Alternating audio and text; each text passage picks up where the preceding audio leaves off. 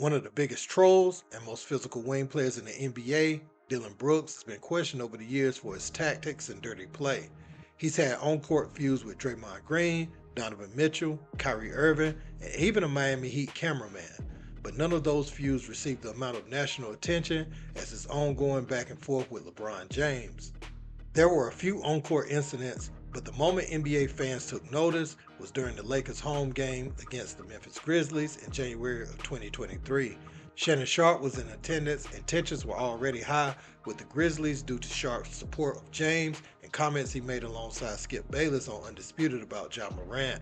Brooks could be seen engaging in a shouting match with the NFL Hall of Famer, who could be seen sitting courtside. In a short amount of time, the chatter escalated into what nearly turned into a full-out brawl, highlighted by Shannon Sharp and Ja Morant's father T. Both individuals had to be separated. In the post-game interviews, Brooks took a different approach and redirected his energy towards the NBA's all-time leading scorer, and oddly enough, his offensive ability. And LeBron in those same post-game interviews would voice his support for Shannon Sharp. He doesn't want to go left. I was just making him go left all game. And then he would settle, or he would pass the ball. And that's what I, and then play physical with him, continuously bump him all the time, and don't let him take easy shots. No, I mean, I ride with Shannon 365 days, 66 on a leap year, 24/7. So that's my guy. So I always got his back, and he got mine. So he can talk with the best of them for sure. Things heated back up around the time of the 2023 play-in tournament, as the 7 and 8 seeds weren't yet set in stone. One potential scenario was the Lakers winning their opening play-in game for the 7th seed to match up with the Grizzlies. Dillon Brooks didn't hold back on a possible matchup with James, making it clear he wanted all the smoke. I wouldn't mind playing LeBron in a 7-game series. The legacy's there. First time back in the playoffs, knock them out right away in the first round. Just 5 days after those comments, the Lakers would march into FedEx Forum and steal Game 1, setting the tone for the series.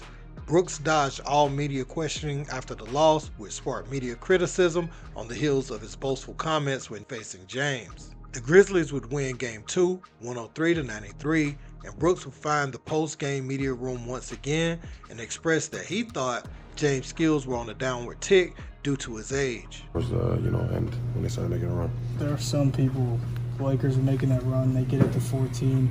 You and LeBron have that exchange. There are people out there that say maybe you shouldn't do that with one of the better players in the game. What were you thinking? I don't care. He's old.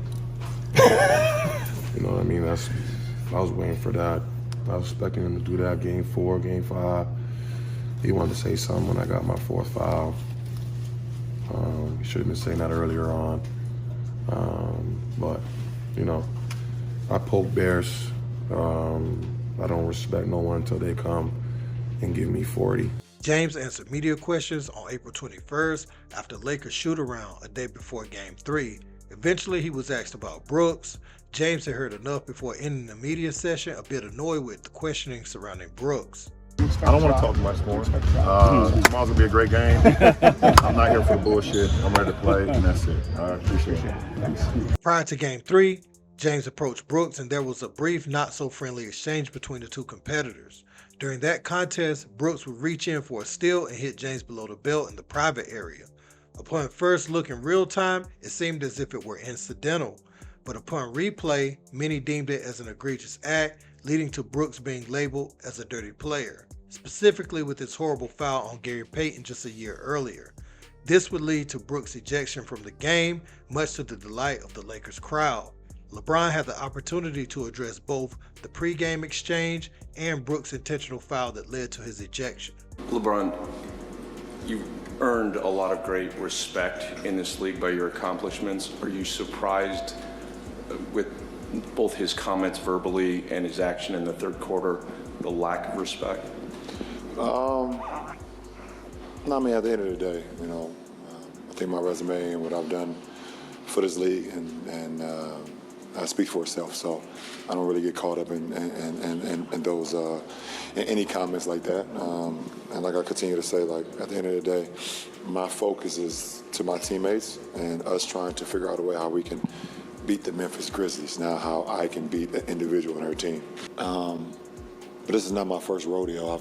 I've had this throughout my career with, certain individuals. It's easy. It's literally easy if you want to. We won tonight. Let me not start. I don't want to start this. It's a lot to, let me just. Kind of address them privately, just between the two of you? No, it wasn't private, because everybody caught it. Everybody saw it, so there's nothing private about it. It's very, very public. The Lakers will go on to close it out in Game 6, leading to a disappointing first-round exit for the Grizzlies, who were pegged as the next great thing in the West.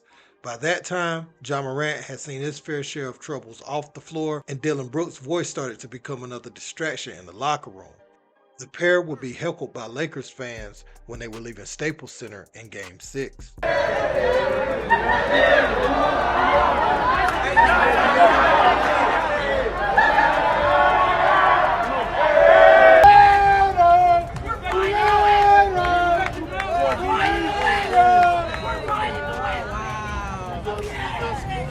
As a result to the ongoing chatter and the locker room issues, the Grizzlies and Brooks did not reach a contract agreement.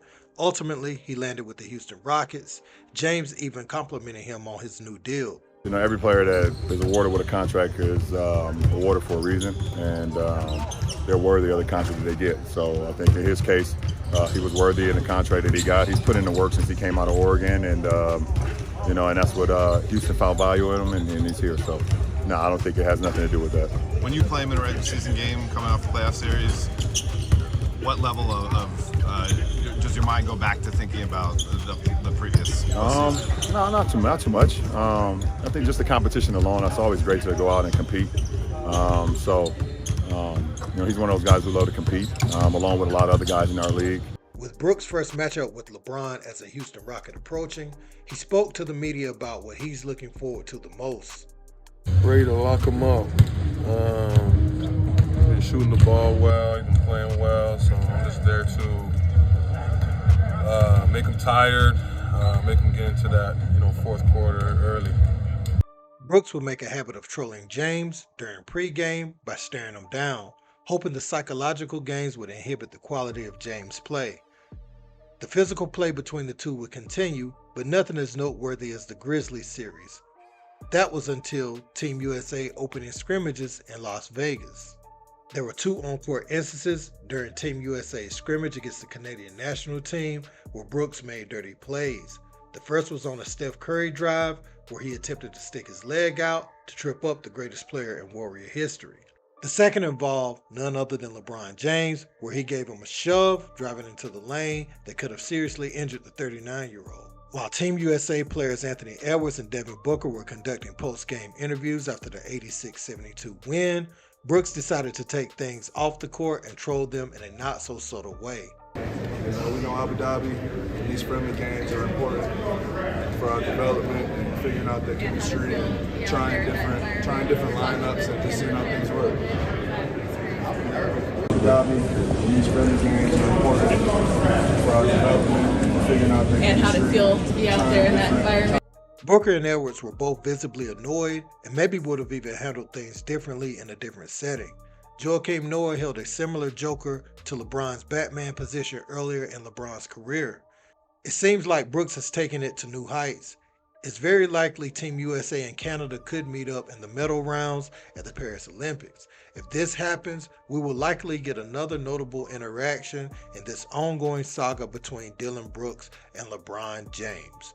Don't forget to like, share, and subscribe.